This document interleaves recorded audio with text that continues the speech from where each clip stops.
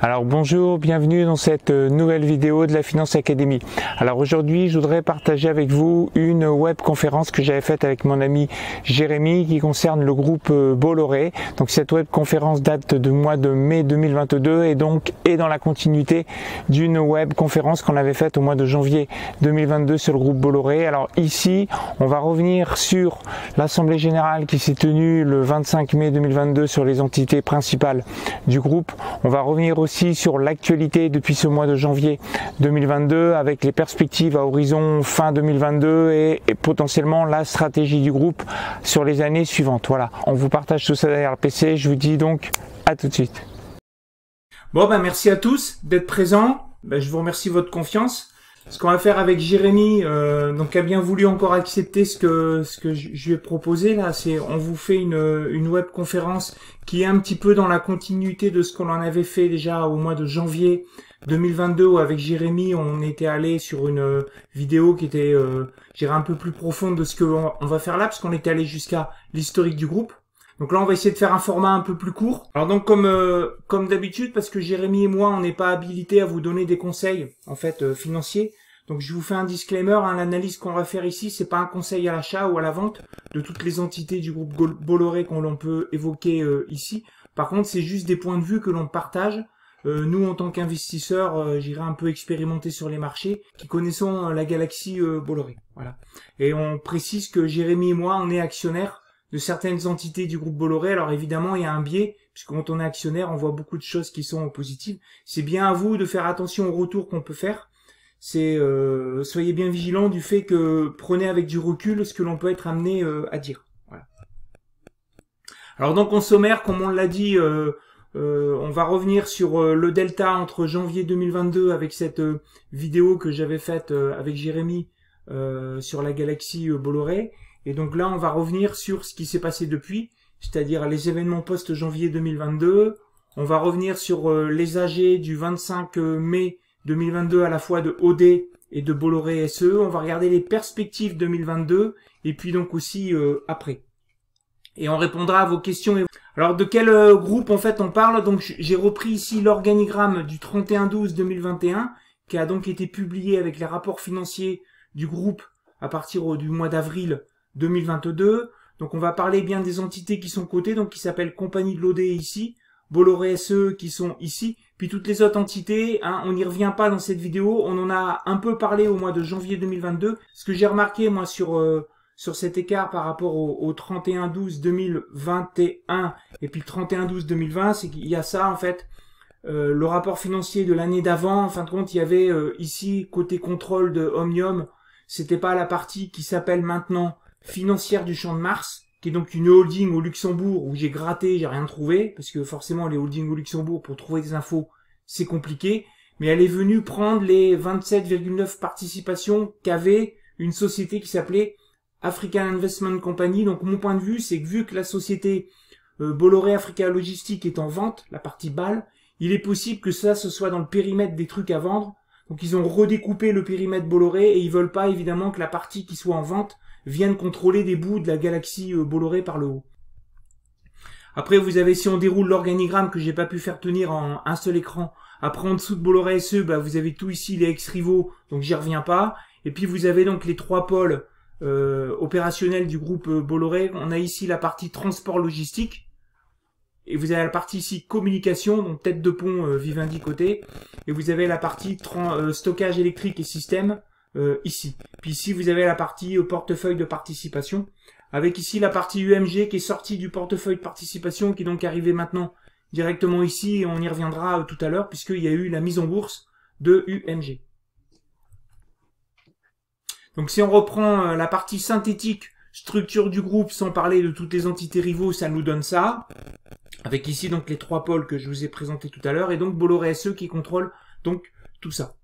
Et si je reviens sur la partie UMG, qu'est-ce qui s'est passé sur UMG? Donc il y a eu la mise en bourse d'UMG qui s'est faite au cours de l'année 2021. Donc pour faire simple, actuellement c'est contrôlé comment UMG? Donc il y a toute une partie qui est en bourse, il y a une partie qui est dans des fonds qui sont privés, qui sont extérieurs du groupe Bolloré. Et la partie qui appartient au groupe Bolloré, vous avez donc c'est mis ici. Vous avez 17,7% du MG qui appartient à Bolloré SE, via la compagnie Cornouailles.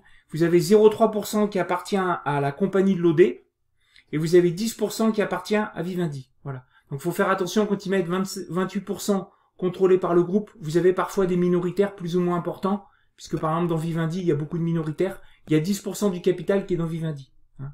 Voilà. Tandis que dans Bolloré SE, il y a moins de minoritaires, et dans compagnie de l'OD, il y a plus que 7% de minoritaires. Voilà. C'est pour voir la quote-part de la famille de UMG. Donc ça, c'était pour la partie UMG. Qu'est-ce qui s'est passé aussi pour la partie communication depuis? Il y a eu la partie Lagardère qui a donc publié le 25 mai 2022 le résultat de l'OPA, je dirais le premier tour, puisque le groupe Vivendi lançait une OPA sur Lagardère. Donc ils ont en tout, hein, en comptant le fonds Humber qui avait apporté des titres, etc. Ils ont actuellement 55% du capital, 45% des droits de vote, et ils vont refaire un deuxième tour du 27 mai au 9 juin avec pour objectif de récupérer des titres en plus. Voilà. Il y a un truc qui est important à savoir, c'est qu'en termes des droits de vote, ils n'ont pas 45% des droits de vote exerçables, puisque vu qu'il y a la Commission européenne qui doit regarder avec les lois antitrust, est-ce qu'ils peuvent modifier la compagnie Lagardère ou pas, etc. Ils se sont engagés en fin de compte à pas utiliser un certain nombre de droits de vote, notamment les 10% du fonds Humber, ce qui fait qu'ils ont plutôt que 22%. Donc actuellement, si vous voulez, d'un point de vue comptable, en fait, ils ont bien 53% du capital et 45% des droits de vote, mais exerçables en assemblée générale, ils ont que 22% des droits de vote. Après, avec le deuxième tour qui va s'ouvrir, ils vont peut-être encore récupérer des bouts en termes de capital et de droits de vote. Après, pour la partie transport logistique, donc vous saviez qu'il y avait Bolloré African Logistics qui était en vente. Donc en fait, c'est signé, c'est-à-dire que c'est signé la partie vente, hein, ça a été signé en mars 2022, donc à MSC. Donc ça a été signé pour 5,7 milliards d'euros. Et c'est la valeur d'entreprise. Donc je rappelle que la valeur d'entreprise, c'est la capitalisation boursière plus la dette. Donc là, on a bien une valeur qui est en euros, mais on a juste la capi plus la dette. Donc on n'a pas la hauteur de la dette. Donc on ne sait pas quelle est la partie, je dirais, hors dette que va récupérer le groupe. Donc voilà. Et quand est-ce que ça va être signé puis que les flux de trésorerie vont arriver dans l'entreprise, c'est qu'une fois qu'il y aura toute toutes les procédures administratives sur les différents pays concernés, avec l'autorisation des lois de concurrence et compagnie. Donc ça, c'est prévu pour, on va dire, fin 2022 jusqu'à mars 2023 au plus tard. Voilà. Donc c'est bien signé. Par contre, le cash, il n'est pas rentré dans la boîte puisque c'est sous effet des autorités publiques. J'ai remis ici le classement en fin de compte des commissions de transport, puisque je vous rappelle que dans la partie transport et logistique du groupe Bolloré tel qu'il publie, premier point, il sépare pas dans les comptes la partie africaine de la partie transport logistique non africaine. Hein, c'est volontairement agrégé. Voilà. Ce que j'ai mis ici, c'est le classement du top 10 de la partie Bolloré logistique tout court, sans l'Afrique, dans le monde. Donc vous avez ici Bolloré Logistique qui donc fait partie du top 10, mais qui fait partie des petits acteurs, entre guillemets, hein, petits acteurs, puisque ils s'en cachent pas en fait. Hein, Bolloré Logistique aimerait rentrer dans le top 5 mondial, pour avoir un effet d'échelle plus fort. Bref, c'est plus compliqué de créer de la valeur quand tu es dans le top 10 plutôt que quand tu es dans le top 5. J'ai remis ici la partie publication trimestrielle qui a été faite de la partie donc Bolloré transport et logistique, donc qui intègre la partie africaine. Je l'ai mis ici par année, 2017 à 2022, et je l'ai mis ici par trimestre, le T1, le T2, le T3, le T4. Et là, on a eu le T1 2022 qui est encore stratosphérique, tout simplement parce que la partie fret, c'est encore le bazar sur le T1. Donc le T1 2022, donc forcément, il s'arrête avec le bout de la guerre en Ukraine qui a commencé fin février, donc il y a la partie mars qui est comprise dedans. Mais vous avez aussi les confinements en Chine, qui étaient donc avec la politique zéro Covid, qui était donc en cours. Et donc ce qui fait que le prix du fret n'a pas encore beaucoup diminué. Donc quand vous êtes commissionné à faire du fret, en fait, forcément, derrière, vous êtes adossé sur des prix qui montent, et donc vous avez une croissance, en fin de compte, qui ici peut être masquée par la partie africaine qui doit moins croître, mais vous avez une croissance qui est encore quand même assez monstrueuse. Donc on peut s'attendre encore, vu que c'est encore la guerre en Ukraine, et puis que la politique zéro Covid elle est en train de se relaxer, mais le temps que les bateaux ils reprennent leur fluidité, vu que c'est pas des avions, ils mettent du temps à reprendre, gérer les circuits normaux. On va probablement avoir sûrement encore un T2 là avec un S1 qui, en termes de logistique et de commission sur le fret, va faire sûrement encore un très bon trimestre. Et puis la mauvaise nouvelle qui est apparue au mois d'avril, c'est qu'il y a eu un incendie de 2 bus, donc Blue Bus de la RATP, et ce qui fait que la RATP a arrêté l'exploitation, la mise en service en fait, de 149 bus de la RATP, et évidemment ça met un coup d'arrêt sur tout ce qui est éventuellement démarchage commercial pour pouvoir en vendre plus. Hein. Donc ça évidemment c'est pas quelque chose qui est favorisant pour créer de la valeur sur cette partie qui, je le rappelle, la partie stockage d'électricité, perd encore de l'argent. Alors pour savoir de quoi on part, donc parmi les différents pôles que j'ai évoqués, j'ai remis ici les chiffres d'affaires donc 2021 qui ont été publiés par rapport à 2020 avec les croissances organiques. Et puis donc on voit que la partie transport et logistique donc a fait à peu près 7 milliards de chiffres. La partie logistique pétrolière a fait 2 milliards. Donc je rappelle, hein, volontairement, ils séparent pas l'Afrique. Hein, donc tout ça parce qu'on pense que l'Afrique c'est énormément rentable et ils séparent pas l'Afrique. Ils rajoutent le fret maritime aérien avec. Mais donc ça fait 7 milliards et on voit que la partie communication, 9 milliards. On avait une partie gérée communication qui était loin devant ici. Puis si on prend les années 2019, elle était loin devant. En fait, du fait qu'on a la partie transport logistique qui explose à cause du fret qui monte, c'est en train de croître énormément ici. Alors évidemment, ça va pas durer, mais c'est pour vous dire qu'on se rapproche à un équilibre plutôt 45%, quelque chose qui va commencer à s'égaliser avec la partie transport logistique et la partie communication. Après, si on fait la somme de la logistique, on arrive même à plus de logistique en pur. Si on additionne le pétrole avec la partie transport et logistique, on a plus que la partie communication, donc Vivendi, Havas et les autres. Puis après, si on regarde la partie EBITDA du groupe, voilà comment est répartie la partie création de valeur. Voilà. Jérémy, j'ai vu que tu as été déconnecté, t'es revenu. Est-ce que tu peux réexpliquer pourquoi on parle pas d'EBITDA mais d'EBITDA? Oui, pas de souci. En fait, tout ce qu'ils font, c'est qu'ils prennent pas le D qui est la dépréciation. C'est plus clean parce qu'en fait, tu enlèves juste les amortissements qui sont liés aux investissements qu'ils font. Donc, en fait, vous avez vraiment un critère. On a un critère qui est beaucoup plus clean que ce qui est donné par le marché. Si on avait un EBITDA avec le fameux D de dépréciation, on aurait des chiffres qui sont beaucoup plus élevés. Je trouve que c'est très clean de la part de Bolloré parce qu'aussi, vu les actifs qu'ils ont, il y en a sur certains, il y aurait pas mal il pourrait avoir un peu plus de dépréciation. Donc, ma lecture à moi, c'est que c'est un indicateur qui est mieux que l'EBITDA et c'est très clean de la part de Bolloré d'utiliser ce critère. Donc là, si je rebondis sur ça, il y a Warren Buffett qui dit que l'EBITDA, en gros, il y a des phrases du style quand vous entendez parler d'EBITDA, ça sent l'arnaque. C'est parce qu'il y a effectivement des artifices comptables où ça peut jouer sur la dépréciation qui est forte, mais on communique les chiffres avant cette dépréciation de manière à présenter des beaux chiffres. Ici, ils sont intégrés dans les chiffres proposés. Bon, voilà. C'est qu'on voit que la création de valeur, voilà, grosso modo, on est sur une année kiff-kiff, mais qui est pas une année, comment dire, on est encore dans une année 2021 là, et probablement le début 2022, qui est pas une année normative à cause du fret là. On est sur des prix, l'économie normale ne fonctionne pas comme ça. On n'est pas sur des prix avec des conteneurs qui font des prix monstrueux. On n'est pas, mais pour autant, on a là une société qui fait partie entre guillemets des gagnants du bazar ambiant dans la supply chain que peut avoir le transport maritime ou aérien. Et puis dernier point qu'on a eu en surprise du mois de mai, c'est que vous avez eu ODE qui a racheté 1,15% du capital de Bolloré SE en bourse. Donc ils ont mis 158 millions d'euros avec un prix moyen de 4,65 euros par titre. Voilà, ce qui représente donc 1,15%.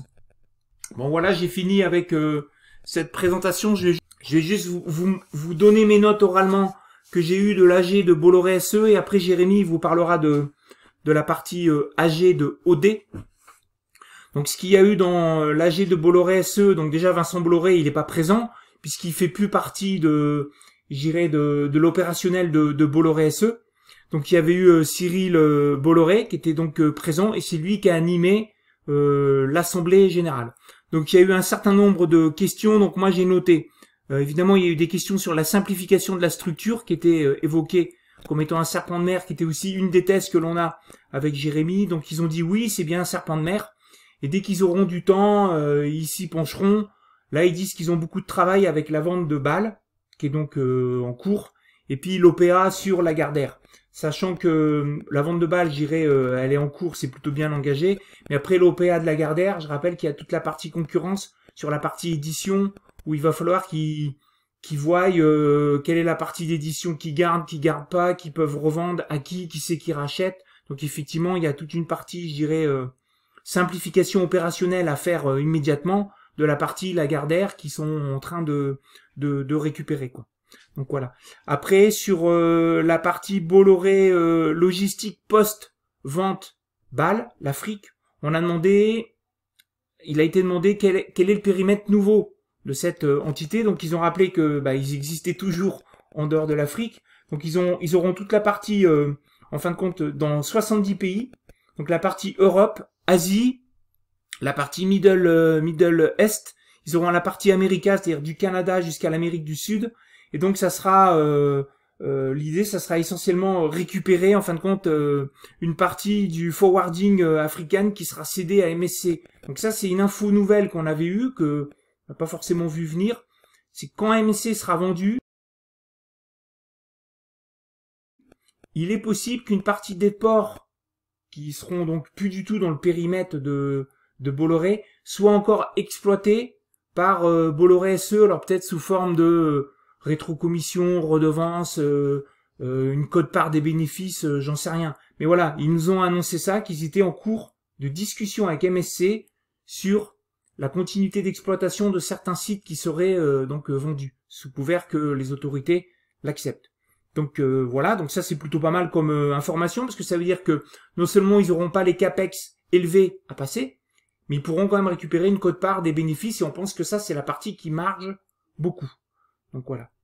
Il y a eu une question sur les relations avec la Chine, donc il a dit qu'ils étaient plutôt bien, ils n'ont pas d'acquaintance particulière avec la politique, avec les politiques chinois, mais par contre c'est une terre qui est plutôt propice à leurs affaires. Il y a eu une question sur l'actif net réévalué. Quel est votre actif net réévalué? Alors réponse classique, parce que ça revient régulièrement. Réponse classique qu'ils font, c'est on ne communique pas dessus. Donc le groupe Bolloré ne communique pas d'actif net réévalué. Il laisse faire les analystes qui suivent la société en faisant la somme des parties. Il y a eu une question sur la vente de Bâle, est-ce qu'elle est bien en euros? Est-ce qu'elle est en dollars?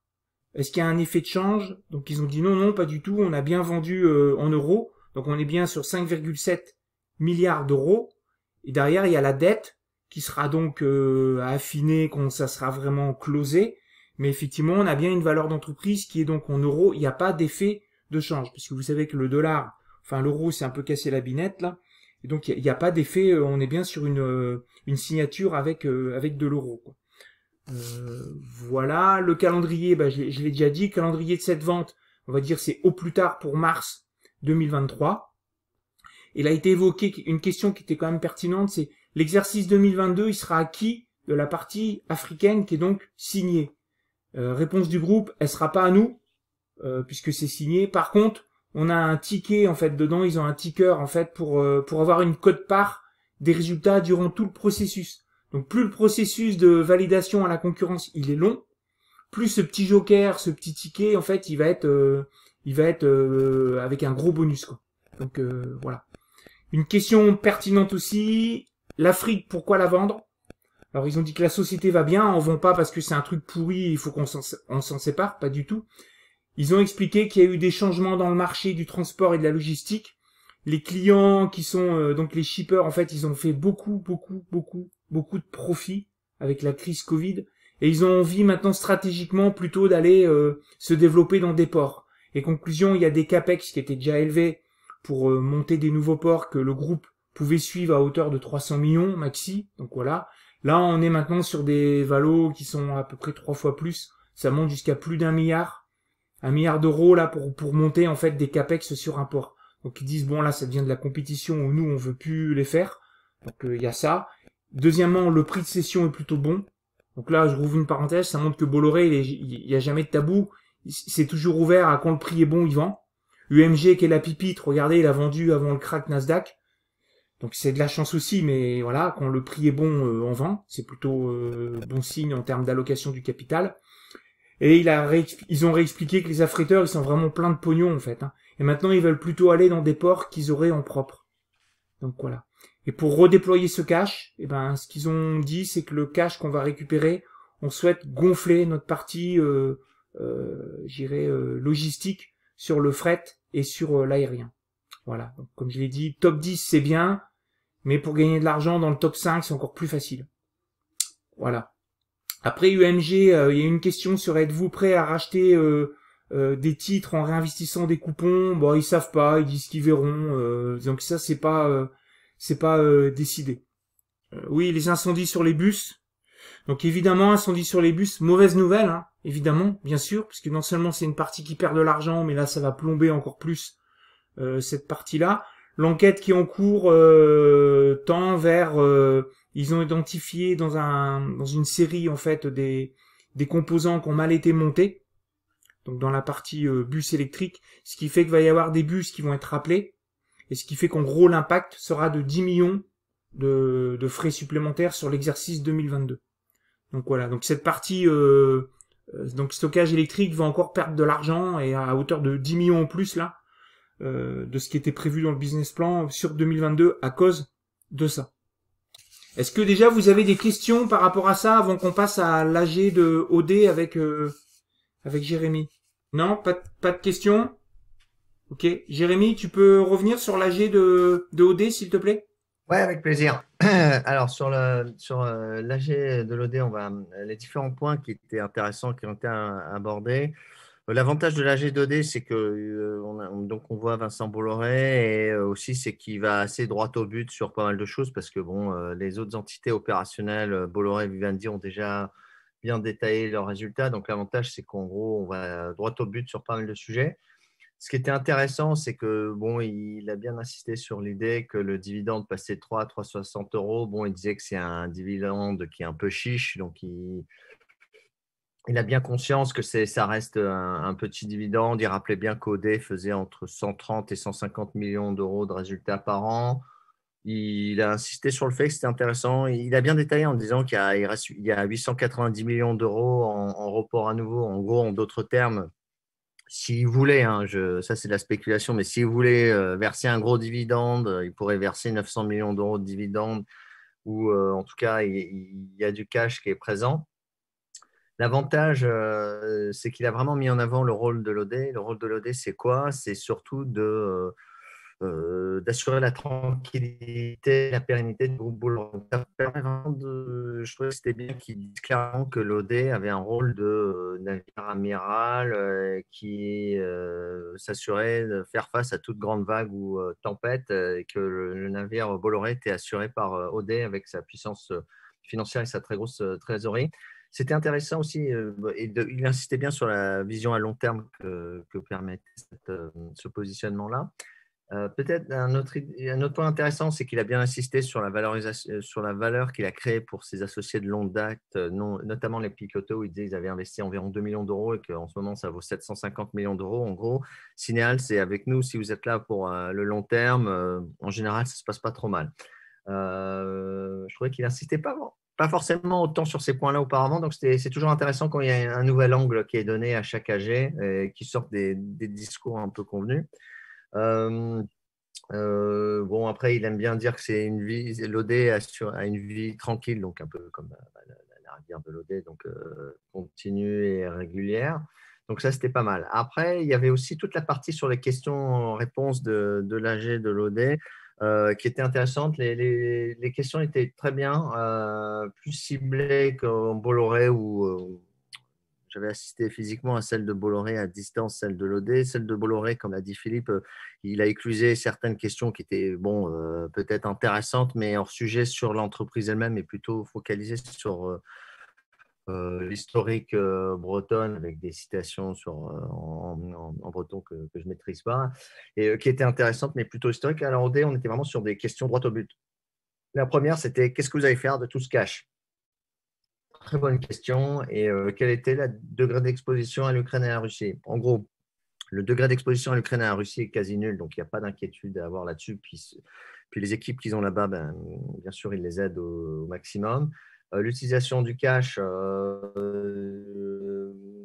il a indiqué pas d'opération spéciale en vue. On a racheté des actions Bolloré pour 1,1% du capital. Il a indiqué pas de projet particulier.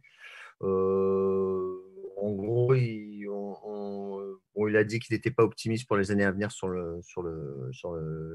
l'économie mondiale en général. On reviendra un peu sur ça à la fin, mais on peut le dire tout de suite, c'est qu'il a essayé d'avoir une approche un peu moins joyeuse que l'année dernière. Bon, parce que je pense que l'année dernière, c'était la première fois historiquement qu'il disait clairement que l'OD était décoté. Et là, il a eu un discours un peu plus conservateur. Donc, comme quoi, il faut pas prendre pour argent comptant ce qu'il dit parce qu'il peut changer d'avis très rapidement, mais c'est toujours intéressant de voir les évolutions dans le discours. Les autres questions qui étaient très bien aussi, c'était forcément sur les rachats d'actions Bolloré par OD. Il avait dit que l'année dernière, OD n'était pas cher. Pourquoi il ne rachète pas plus d'OD? On a vu que les statuts ont changé. Et, vous savez, il a rajouté dans les statuts de Bolloré et d'OD la possibilité de distribuer des actifs, un peu comme ce qui a été fait avec UMG aux actionnaires de Bolloré. Jérémy, là, tu parles de distribution d'actifs en dividendes, tel que je l'ai mis là en extrait, qui est une vidéo que j'avais faite à mes abonnés. Tu parles bien de ça, des titres financiers qui seront distribués en dividendes. Voilà, des actifs en dividendes ou en titres. Bon, donc ça peut être très large, ou comme la distribution de Vivendi aux actionnaires de Vivendi, donc Bolloré. Il y avait aussi la question sur la partie. Donc, on regarde dans le détail les réponses. Les rachats d'actions Bolloré, l'argument, c'est de dire on a reçu du dividende Bolloré, on manque d'imagination, c'est pas bon de garder des liquidités. Il y avait un Américain qui voulait vendre 1%, il les a achetés. Bon, toujours à prendre un peu de recul sur ce que dit Vincent Bolloré, hein, que j'adore. Après, c'est pas parce qu'on l'adore qu'il ne faut pas prendre du recul par rapport à ce qu'il dit. Dans les faits, quand on regarde la liste, comme l'a vu Philippe aussi, la liste des acquisitions d'actions Bolloré par OD, il en a acheté plus que ce qu'il a reçu en dividende de Bolloré. En gros, OD a récupéré environ 112 millions d'euros de dividendes de Bolloré. Et là, les rachats d'actions Bolloré par OD sont au-dessus de 150 millions d'euros. Donc déjà, petite précision, non, il a acheté plus d'actions Bolloré que les dividendes qu'il a reçus de Bolloré. Donc, petite nuance à apporter. Manque d'imagination, j'y crois moyen. C'est plus une histoire de dire… Moi, la lecture que j'en vois, c'est que souvent on connaît mieux le groupe qu'on gère que d'aller chercher, d'acheter une ligne d'une action qu'on maîtrise moins ou des entreprises qu'on a déjà. Et comme on a vu auparavant que pour Vivendi, il ne peut pas en acheter plus parce qu'il est déjà à la limite de ce qu'il peut acheter. Qu'au niveau de Bolloré, il a acheté les blocs qui étaient disponibles, vendus par un Américain. Qu'au niveau de l'OD, le flottant est réduit et que les actionnaires restants au niveau de l'OD, notamment les sociétés de gestion institutionnelles, sont là depuis un moment. Ils vont aller jusqu'au bout de l'histoire, à mon avis. Il ne peut pas faire grand-chose. Donc, bon, il peut racheter du Bolloré. Sur la question de l'OD n'était pas cher l'année dernière, pourquoi vous n'en avez pas racheté plus? Donc, en dehors de la problématique du flottant qui est super réduite, il dit ouais, mais là, la décote, elle est plus que de 17%. L'année dernière, il avait dit que l'action n'était pas chère quand elle était à 1100 euros. À l'époque où elle parlait, il était à 1200 euros. La décote de 17%, je pense qu'elle est nettement plus élevée que ça. Donc, toujours se rappeler que Vincent Bolloré aime bien faire souffler le chaud et le froid. Je prends du recul par rapport à ce qu'il dit. Clairement, ce qu'on voit sur ça, c'est prenez du recul sur ce qu'il dit, mais c'est toujours intéressant de l'écouter. Puis il disait que fusionner Bolloré et OD, c'était compliqué. Ouais, ok, certes, mais la réalité est que c'était déjà compliqué de faire un spin-off de UMG. La réalité, c'est que c'est compliqué d'avoir vendu BAL à l'extérieur parce que c'est un carve-out. Carve-out, vous savez, c'est en gros, c'est un mot juste pour dire qu'au lieu de faire un spin-off, c'est on a une entité opérationnelle et on la met en bourse. Carve-out, c'est quelque chose on ne met pas en bourse parce qu'on vend directement à un autre, mais ça revient quasiment à la même chose. C'est d'arriver à identifier individuellement la compta, de créer le bilan, le compte de résultat, le flux de trésorerie de toutes les liées à l'activité de BAL, donc Bolloré Africa Logistics. Donc, l'argument de la complexité chez moi ne tient pas trop parce que, vu ce qu'ils ont fait récemment, ils ont tapé vraiment dans des sujets très compliqués. Après, je conçois bien qu'ils n'ont pas forcément beaucoup le temps de s'occuper d'une simplification de Galaxy parce que entre UMG qui vient de se terminer, BAL qui est en cours et qui va prendre encore pas mal de temps, l'OPA qui est en cours sur la Gardère, c'est vrai qu'on peut dire qu'ils sont assez occupés. Mais bon, l'argument de la complexité me convainc qu'à moitié. Sur les statuts, lui, il a juste indiqué que c'était une mise à jour des statuts, c'est-à-dire qu'en gros, il disait, l'argument, c'est comme je l'ai fait sur Vivendi, je le fais sur Bolloré, je le fais sur OD, comme ça, il y a une certaine homogénéisation des statuts. Ok, pourquoi pas. Après, l'argument peut être dit, pourquoi subitement, depuis un an, on met en place ces arguments, on modifie les statuts de cette manière-là, alors que ça aurait pu être fait avant. Donc, dont acte, c'est une harmonisation. Moi, je pense que ça peut juste donner des options supplémentaires plus tard. Et en tout cas, tout est en place comme ça. Sur la batterie et sur la partie batterie électrique, il a rappelé qu'il y croyait toujours et que, en gros, la difficulté majeure, c'est que, il y a des gros concurrents qui font beaucoup de recherches et que dans la production, dans grand nombre, ils n'ont pas forcément toutes les compétences là-dessus. C'est-à-dire ils en maîtrisent une partie, mais pas tout. Et en gros, sous-entendu, ce qu'il faut comprendre, c'est qu'il y a une partie qu'ils maîtrisent très bien et puis il y a une partie où ils dépendent d'autres fournisseurs qui, pour l'instant, ne semblent pas être encore au point pour suivre. Mais affaire à suivre, mais il y croit toujours. C'est mon avis personnel, donc je peux me tromper. Moi, je pense que d'ici 3-4 ans, on aura soit un spin-off, soit une vente, et soit en arrêt, mais je crois pas du tout à l'arrêt de l'activité, mais je pense qu'il y aura des changements d'ici là. Sur la question aussi, il y avait un point sur la partie transport. Est-ce que vous allez faire des opérations de croissance externe après une partie commissionnement là, où ils sont 10e et qu'ils aimeraient bien passer en top 5? Et bien sûr, il reste. C'était une réponse assez classique. Oui, on étudie des dossiers de croissance externe. Il n'est pas élaboré plus que ça. Il y avait une question qui était bien, c'est-à-dire quel serait le rôle de Sébastien Bolloré qui a juste donc récemment rejoint l'OD, dont on entend moins parler parce que c'est le fils qui était à la base aux États-Unis, puis en Australie, puis là, je pense qu'il va peut-être rentrer un peu plus en Europe. Et c'était intéressant, il a dit les compétences qu'il apporte, sachez que c'est grâce à lui qu'on a fait l'investissement sur Ubisoft avec les résultats, les très bons résultats que vous savez tous qu'on a eu. En gros, ils ont investi 800 millions d'euros et ils ont fait un gain de 1,2 milliard sur 2 ans et demi max. Donc, en gros, on peut dire que ça a été un très, très bon investissement. Et en gros, il rappelait juste qu'il préparait la succession et qu'il a 4 enfants et donc il a indiqué qu'ils s'entendaient tous très bien et puis il les a mis sur des sujets qui les intéressent, ce qui est très astucieux parce qu'en les mettant sur des sujets, des activités qui les intéressent, ils s'assurent de leur implication dans l'entreprise. Et c'est un travail continu sur maintenir la dynastie Bolloré en place, qui est, à mon avis, une très, très bonne chose. Et d'ailleurs, vous avez remarqué que pendant son speech de l'AG de l'OD, il a très bien insisté sur le très bon travail de Yannick, le très bon travail de Cyril, le très bon travail de Marie, qui ont répondu ou qui ont fait de très bonnes AG. Ce qui était intéressant aussi, c'est qu'il y avait un point sur Telecom Italia, où clairement, il a dit on va rester. Les Bretons, sachez-le, sont très persévérants, donc on est patient. C'est une très bonne activité. C'est un actif stratégique. On n'est pas un opérateur, mais on a un accompagnateur. Et ça reste stratégique et la valeur boursière montera dans le temps. Donc, c'est une manière de dire Telecom Italia. Pour l'instant, en termes de cours de bourse, ce n'est pas ça, mais on sait que c'est un actif stratégique et on a vu les rumeurs. Ou même pas les rumeurs, des articles de presse qui sont sortis sur des offres qui se préparaient sur Telecom Italia. Il y en a une et qui était insuffisante. Donc, on verra la suite où cela peut mener.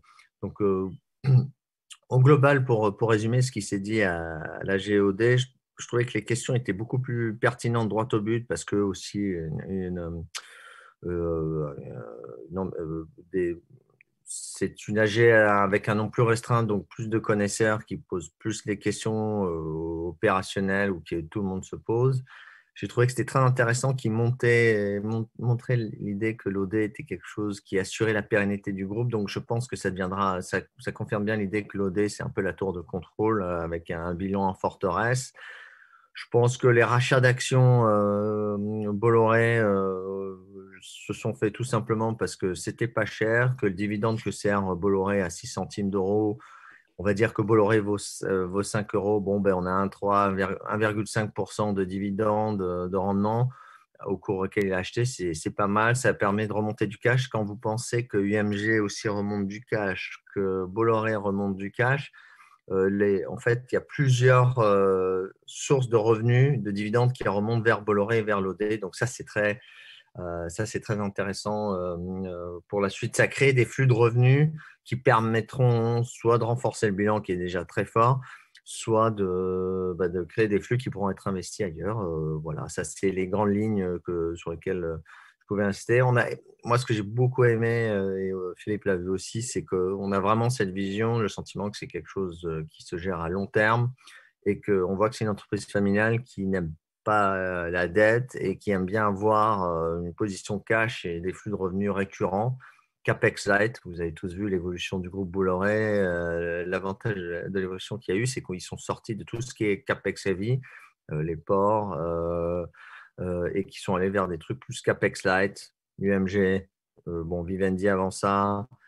Commissionnement, ils vont investir dessus parce que c'est Capex Light, c'est un métier qui requiert moins d'investissement. Donc, une bonne évolution vers les temps modernes économiques où on est plus sur des modèles Capex Light et qui permettent d'avoir des flux de trésorerie importants. Voilà, ça, c'était les points majeurs sur lesquels j'insisterai. Et encore une fois, juste pour terminer sur ce point-là, je pense que Vincent Bolloré a surtout voulu montrer que c'est lui le maître du calendrier. La simplification, il la fera quand il a envie. Forcément, il ne va pas nous prévenir quand il va la faire. Et forcément, il la fera le moment où on l'attendra le moins. En général, il y a beaucoup d'opérations qui se passent pendant l'été et qu'on est tous en vacances. Bon, l'avantage des moyens de communication modernes, c'est qu'on arrive à suivre tout de loin. Mais je pense que s'il se passe des choses, c'est à des moments auxquels on ne sera pas du tout prêt. Donc voilà, ça c'était le retour que j'aurais fait sur la question sur l'AG de l'OD. Un truc là, Jérémy, là, je voulais juste rajouter parce que j'ai eu des questions là-dessus sur comment ça se fait que la posture de Bolloré, elle a changé entre il était plutôt content en 2021 et il estimait que le cours de bourse de sa structure cotée holding compagnie de l'OD était décoté. Et puis qu'est-ce qui fait qu'en 2022 il trouve qu'il y a plus de décote et puis qu'en fait ça va être terrible, va y avoir des difficultés économiques, etc. Je rappelle deux choses. La première chose, c'est quand il a fait l'AG en 2021, il y avait le processus de mise en bourse du MG qui était en cours et il y avait probablement le processus de vente de la partie portuaire africaine qui était en cours aussi.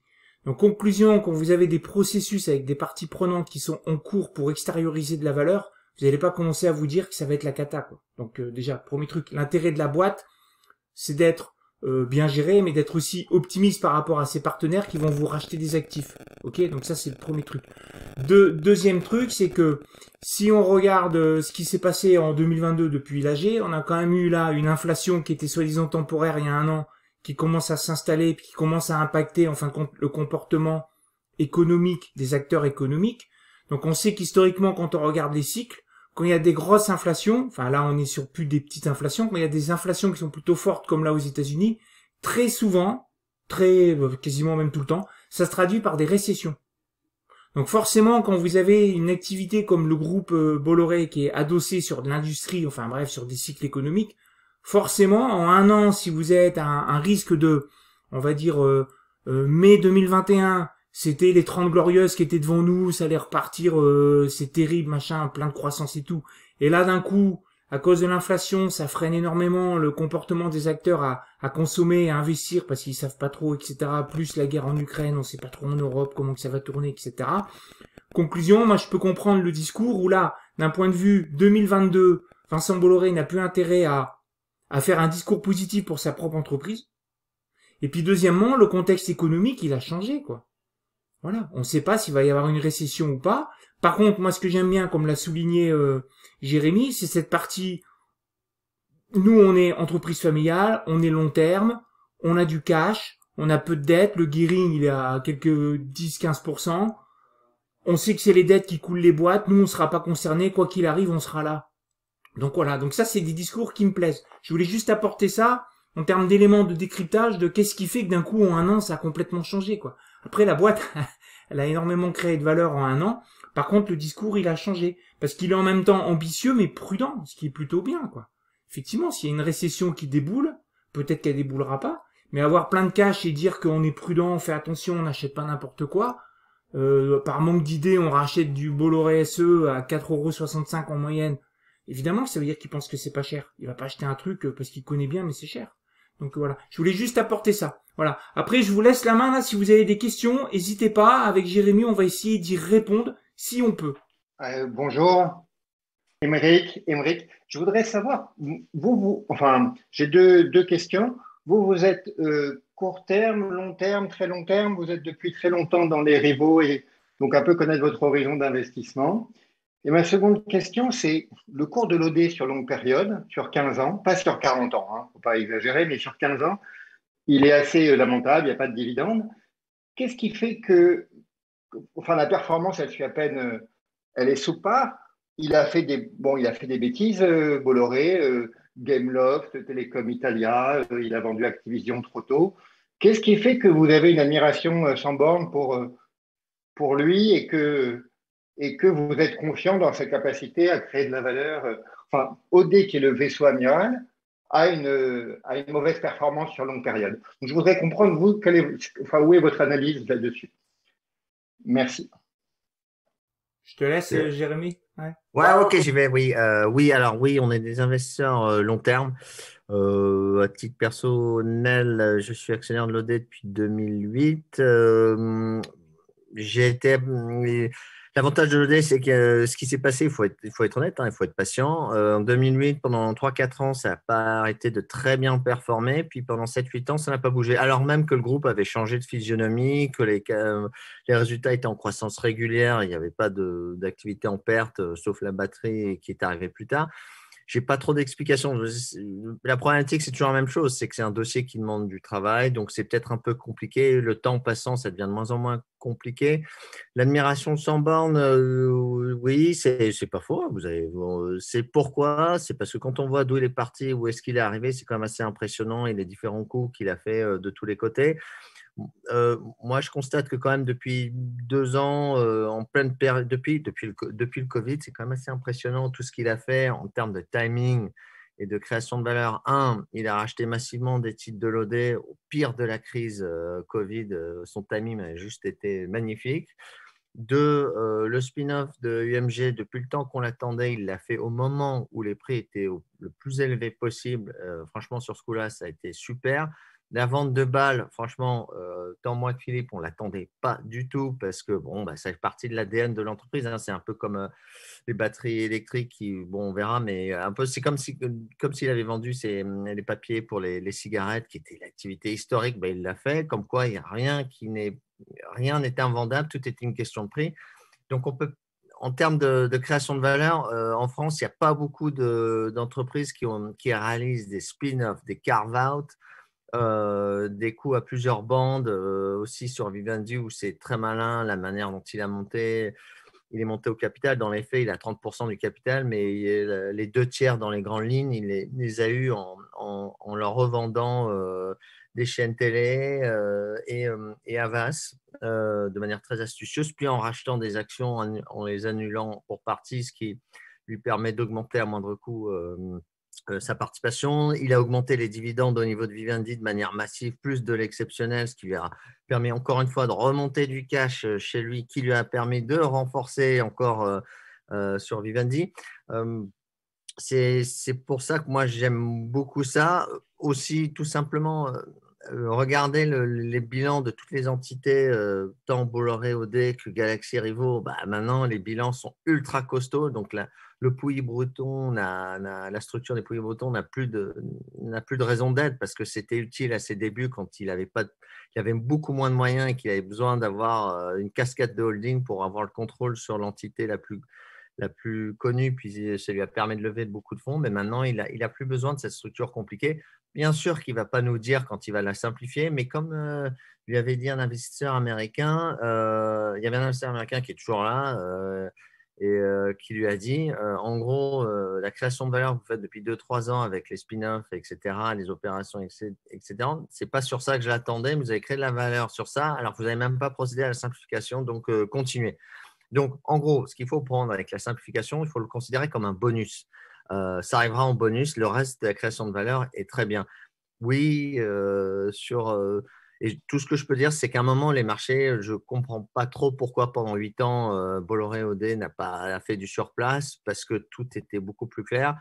Sur la vente trop tôt d'Activision, c'était toujours la même histoire, c'est qu'il a vendu trop tôt, mais c'est aussi à l'époque où il avait besoin de moyens supplémentaires pour financer les rachats d'actions de Vivendi, qui lui permettaient d'augmenter sa participation dans Vivendi. Et de mémoire aussi, de ce que je crois comprendre, c'est qu'à l'époque, le dirigeant de Activision, avec qui il connaissait, il s'entendait, de ce que je comprends moyennement, et que le dirigeant de l'époque d'Activision était plutôt partant pour reprendre son indépendance et d'avoir une cotation en bourse. Donc, quand vous avez un actif où le dirigeant n'est pas très content d'être, ou moyennement content d'être toujours dans un conglomérat à la Vivendi, bon, bah, à un moment, on ne peut pas, vous savez, c'est un peu comme au foot, hein, si le joueur n'est pas content, il part, et ça ne sert à rien de le garder contre vents et marées. Et il faut remettre dans le contexte, à l'époque de la vente d'Activision, il avait besoin de sous, il n'avait pas la même force de frappe que maintenant, et ça a été utile pour financer sa montée au capital.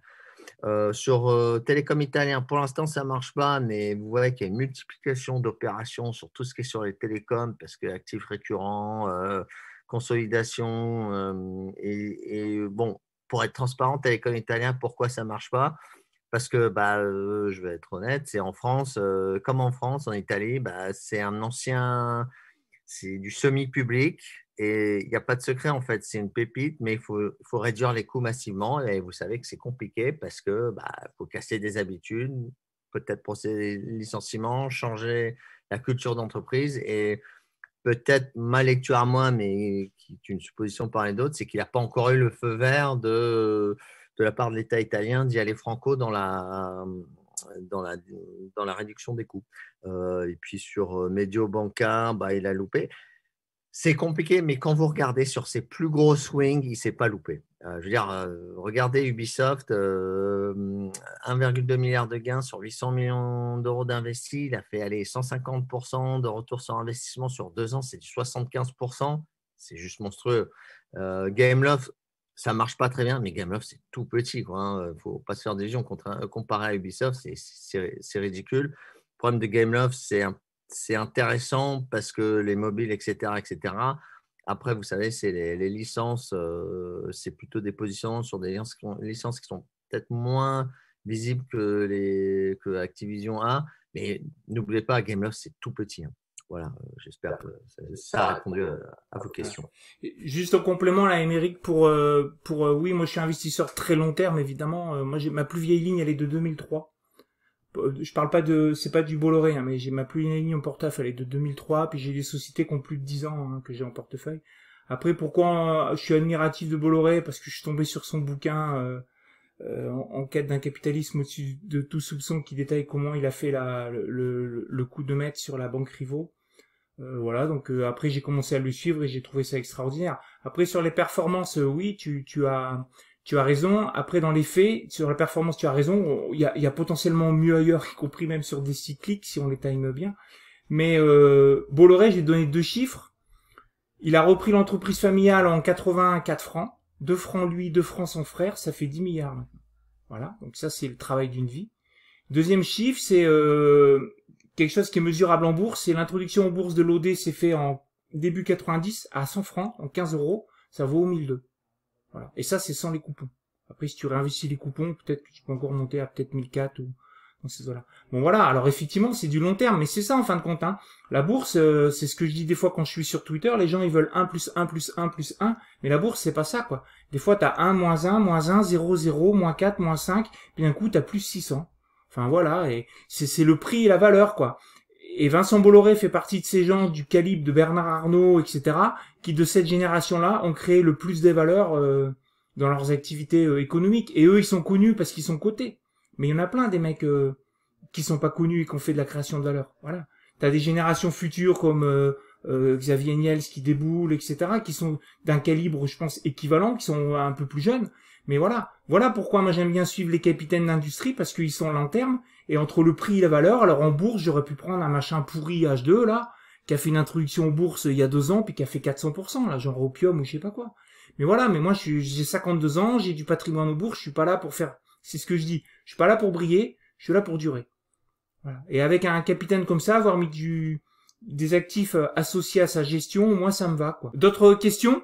N'hésitez pas, hein. J'en ai une sur les enfants Bolloré. Comment vous voyez la transition se faire, et en particulier dans quelle mesure il y a des risques ou pas? La grosse différence, je pense, qu'il y a avec le père, c'est le père a le vécu, a toujours eu des minoritaires à l'habitude, et enfin les a utilisés dans le bon sens du terme. Donc c'est ces grands, enfin les Picotios, ça doit être ses grands amis investisseurs. Là où les enfants, on est peut-être un peu une épine dans le pied dans certains cas. Je vais tenter de répondre là. Alors comment je vois? Premièrement, il a préparé la succession, ça se voit.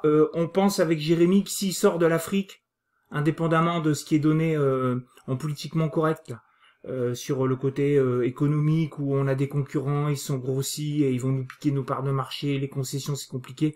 Clairement, quand tu fais du commerce en Afrique, faut un réseau politico. Tu vois, Elf Aquitaine ou Total Gabon, etc. Quand ils sont en Afrique, ils font pas que de la perf économique, ils font de la perf politique. Donc ça veut dire qu'il faut un réseau. Et on pense avec Jérémy que Vincent Bolloré veut protéger ses enfants de ça. Du réseau politique qu'il faut, puis la France-Afrique, ils ont tous 70 ans, ils vont tous mourir. Hein. Donc, comment est-ce qu'on voit le risque? Premièrement, il a préparé, et les actifs politiques risqués, ils s'en séparent. On pense que c'est une des raisons, peut-être pas la seule, probablement pas la seule, qui quitte l'Afrique. Voilà, c'est que la partie politique, il veut pas que les enfants ils soient mêlés à ça, c'est trop compliqué. Voilà, premier truc. Deuxième truc, je pense que celui qui a la partie opérationnelle, là, Cyril Bolloré, il m'a l'air du bon calibre. Et puis il va bénéficier évidemment de tous les conseils de son père. Et évidemment, enfin, imagine, le mec il a grandi auprès de Vincent Bolloré. T'imagines les dîners de famille chez les Bolloré, quoi. Enfin, le nombre de donc tout ça pour dire, Cyril Bolloré il doit avoir un carnet d'adresses qui est peut-être moins France-Afrique que son père, mais qui doit avoir un bon carnet d'adresses, quoi. Donc sur ça, je dirais je suis plutôt positif sur ça, si ce n'est quand même, donc positif sur l'aspect politique, il est géré, on prend plus de dossiers à risque. L'aspect compétences, etc., je pense que Cyril, il a ce qu'il faut. Après, l'aspect succession, c'est toujours compliqué de passer après un leader. Enfin, c'est évident, quoi. Enfin, passer après un mec à, je te dis, 4 francs, 10 milliards, voilà. 84 francs, là, 10 milliards. Et encore 10 milliards à la louche, mais peut-être plus. Donc, c'est compliqué de passer après un père comme ça, quoi. Donc oui, effectivement, c'est compliqué, quoi. Par contre, il part pas de zéro, il y a des actifs dans le groupe, ils ont été construits, la partie politique, elle a été, mis de côté pour qu'elle influence. Si Cyril Bolloré prend une mauvaise décision en Afrique, bon, bah, on sort l'Afrique. Comme ça, voilà. Il n'y aura pas de souci. Voilà. Mais oui, je suis d'accord avec toi. Il y a quand même un risque sur le fameux, ce qui s'appelle l'homme clé. Il y a l'homme clé, quoi, chez les Bolloré. C'est Vincent Bolloré. Ouais, puis en complément de ce que dit Philippe, peut-être ce qu'on peut voir quand on va à la Géo, on le visionne. Honnêtement, Cyril Bolloré a pris le côté charismatique de son père, plus maîtrise financière, je trouve très bien.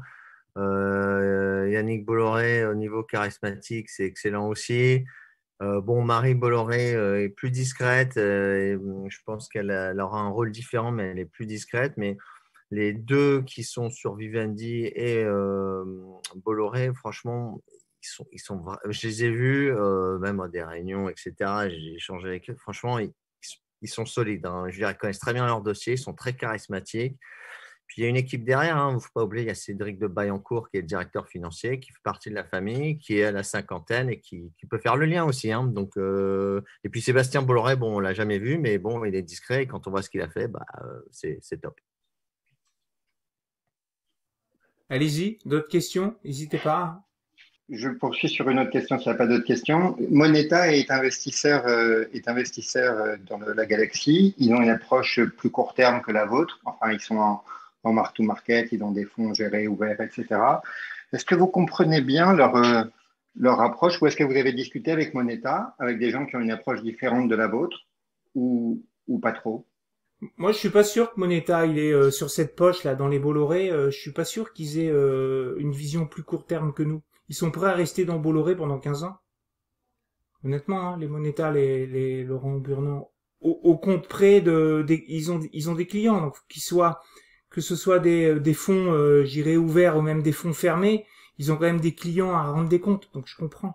Mais pour autant, moi je ne pense pas que Moneta sur cette poche-là, parce qu'effectivement Moneta ils s'en cachent pas, ils sont gros actionnaires des rivaux et puis de l'OD. Bon, de Vivendi aussi, mais là sur les plateaux télé, c'est facile de communiquer sur Vivendi parce que c'est super liquide. Voilà. Romain Burnand, c'est Romain, je l'ai appelé Laurent, c'est Romain qui s'appelle, oui. Il va pas communiquer sur les entités du groupe Rivaux qu'il a, quoi. C'est évident, voilà. Mais je suis pas sûr que tu dis qu'il soit à court terme, quoi. Et c'est pas du style à lâcher le truc au bout de 6 mois, quoi. Moi, je pense pas. Hein. Alors, je partage ton avis. Moneta, ils sont là à long terme sur la partie Bolloré. Ma compréhension, c'est qu'ils sont sur OD depuis bien longtemps. Après, ce qu'il peut y avoir, c'est qu'il peut y avoir des arbitrages entre Bolloré et Vivendi en fonction de l'évolution du cours de bourse. On va dire sur ça, ils ne se sont jamais cachés qu'ils sont opportunistes sur les entreprises, mais la partie OD ne bougera pas. Et dans les faits, si on regarde, je n'ai pas les chiffres exacts, mais si on regarde leur exposition à la galaxie Bolloré, ça n'a pas bougé. C'est juste qu'il y a des arbitrages qu'elles font entre Vivendi et Bolloré. Voilà. Une petite question concernant la valeur de l'action elle-même. Je me rappelle, si tu veux, que l'année dernière, vous étiez à peu près sur une valorisation, si je ne dis pas de bêtises, hein, aux alentours de 4007 l'actif sur la financière de l'ODEC. Tu me reprends, Philippe, si je dis une bêtise, hein, bien évidemment. Ouais, c'est ça, Jim, 4000, ouais, 3008, 4000. Et aujourd'hui, par rapport à ce que vous avez, je veux dire, revalorisé ensemble avec Jérémy, vous voyez un actif à peu près sur quelle valeur? Est-ce que vous êtes toujours sur la même valeur de l'actif, même si effectivement notre ami Bolloré, je veux dire, a tendance à minorer aujourd'hui la valeur de l'actif?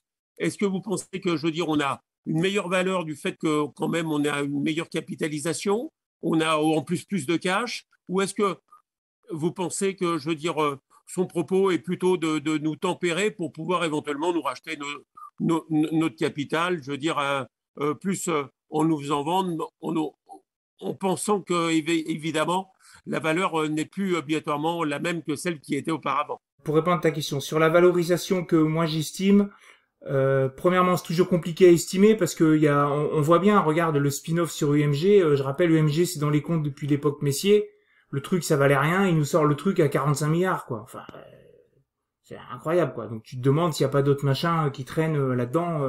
Bon, normalement non, on a regardé, on a fait la liste, mais donc tout ça pour dire que c'est compliqué d'estimer la valorisation future. Par contre, sur Warren Buffett, il dit une phrase que moi j'adore, c'est pas besoin d'une balance pour voir que l'homme est gros. Voilà, tout est dit. On sait que c'est du lourd là. Par contre, la balance, est-ce qu'elle donne 180 kilos, 210, 230, 185 je sais pas. Par contre, on a énormément de marge sur la valeur de l'actif de la compagnie de l'OD. Voilà, tout en haut, la valeur de ça. Et pourquoi je dis ça? Parce que depuis un an, j'ai entendu aussi sur des blogs ou des commentaires que c'était de la value trap. Alors je peux comprendre ce principe de value trap, mais en fait, au moins, on peut pas dire que le management fait rien pour créer de la valeur, si c'est une value trap. Le spin-off UMG, la vente de balles à 5 milliards 7, enfin c'est pas, au moins le management il se défonce pour sortir de la valeur, quoi. Hein. Donc voilà. Donc je suis plutôt confiant moi sur la suite. Le risque qu'on peut voir en exécution, c'est une fois qu'ils ont le pognon, ils vont, j'espère pas faire comme MSC là, ils vont pas aller vers Air France et tout ça. MSC, les Marseillais, pardon. GVR. Ouais, voilà, excusez-moi, MSC c'est les Suisses.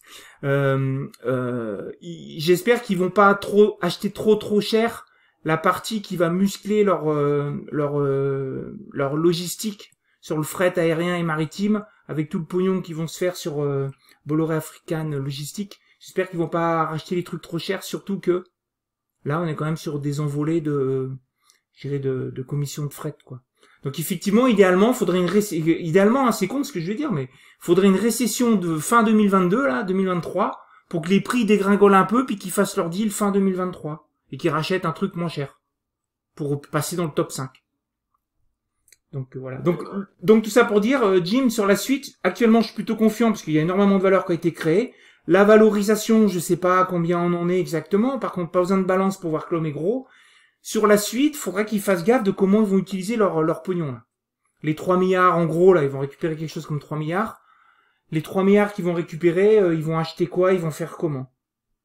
Voilà. Là, il y a un risque d'exécution de se louper, quoi. On est sur des gros enjeux, là, 3 milliards. Hein. Là, pour le groupe, c'est beaucoup.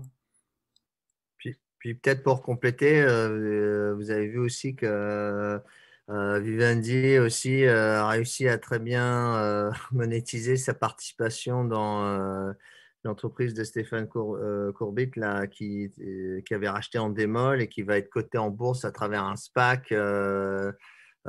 C'était dans les comptes à 200 millions et bon, si la valeur du SPAC tient, ça vaut 800 millions. Donc, ça, c'est encore un indice que dès qu'il peut maximiser la valeur, il le fera. Sur la valorisation, je suis comme Philippe. Moi, ma lecture, c'est que ça n'a pas bougé. Après, c'est toujours la même chose, c'est qu'il faut être patient. On a une entreprise qui s'est bien composée de la valeur, qui crée de la valeur. Qu'est-ce qu'il faut faire quand il y a une entreprise comme ça? Il ne faut pas y toucher, il faut la laisser composer doucement mais sûrement et vous faites marcher les intérêts composés. En fait, avec Jérémy, on a une approche sur ce dossier-là, qui s'apparente beaucoup à du private equity, en fait. C'est-à-dire, nous, on a acheté, moi, j'ai acheté énormément pendant le crack, donc j'ai des prix de revient de l'OD à 700 et des brouettes, là. Voilà, je suis tranquille. Après, le marché, il fait sa vie, mais en fait, c'est comme si c'était du non-côté, quoi. C'est-à-dire que, je pense que j'ai quelque chose de qualitatif, que j'ai eu pas trop cher, avec derrière, la création de valeur qui se compose dans la boîte, et puis la bourse, elle vit sa vie. Voilà. Je sais pas si ça répond à ta question, Jim. Oui, ça répond totalement à ma question. Et d'autre part, bon, moi j'ai parlé avec Romain Purnand il n'y a pas très longtemps, puisque j'étais à la présentation du nouveau fonds MME 2027 et on discutait ensemble concernant, je veux dire, sa participation dans les différentes sociétés de Vincent Bolloré, bien évidemment. Et il m'a réaffirmé sa stratégie à pouvoir rester très, je veux dire, durable sur ce type d'investissement. Pour lui, de toute manière, il est convaincu. Mais bon, il y a longtemps qu'il est convaincu, hein, puisque je ne sais pas si tu te rappelles, quand il a valorisé Blue Solution sur les marchés, il est arrivé chez Bolloré avec sa participation était sa marge nette sur la participation était de 146 millions d'euros. Et il est arrivé directement chez nos amis de Moneta pour placer la valeur de cet actif chez eux. Voilà. Donc, je pense que si tu veux, ils se parlent assez et les uns et les autres pour savoir effectivement que la valeur est une valeur de non seulement de bon père de famille, mais en même temps sur lequel il y aura obligatoirement, je veux dire, de l'upside à aller chercher. Voilà, c'est mon avis personnel. Okay. Après, n'oubliez pas, quand vous faites des investissements, soyez toujours en phase avec vous. Hein. Si vous voulez copier Lucchesi et puis Jérémy là, sur ce truc-là, mais ça vous va pas, machin, faites-le pas, quoi. Enfin, puis on n'est pas des menteurs, hein, ne copiez pas parce qu'on fait, quoi. Donc voilà, soyez bien en phase entre ce que vous voulez faire et ce que vous faites. N'oubliez pas ça. Voilà. C'est le meilleur moyen de réussir dans les investissements. Il faut toujours faire quelque chose où on est en phase. Faut jamais aller chercher des trucs, vous êtes pas à l'aise. Ce que Warren Buffett appelle, je me réfère beaucoup décidément, faut rester dans son cercle de compétences. Si vous le sentez pas, faites-le pas.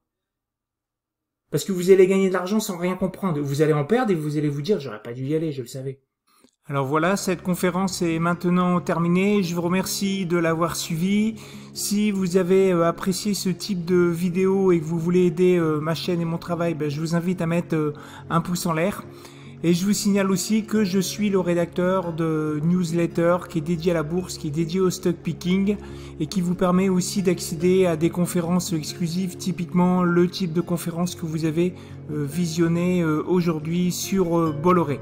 Alors pour pouvoir vous inscrire à cette newsletter, c'est simple, c'est gratuit, vous allez dans la barre de description, vous cliquez sur le lien, vous rentrez votre mail et vous recevrez automatiquement toutes mes publications de newsletter ainsi que mes prochaines invitations à ce type de web conférence. Voilà, sur ce, je vous dis donc à bientôt pour une prochaine. Ciao!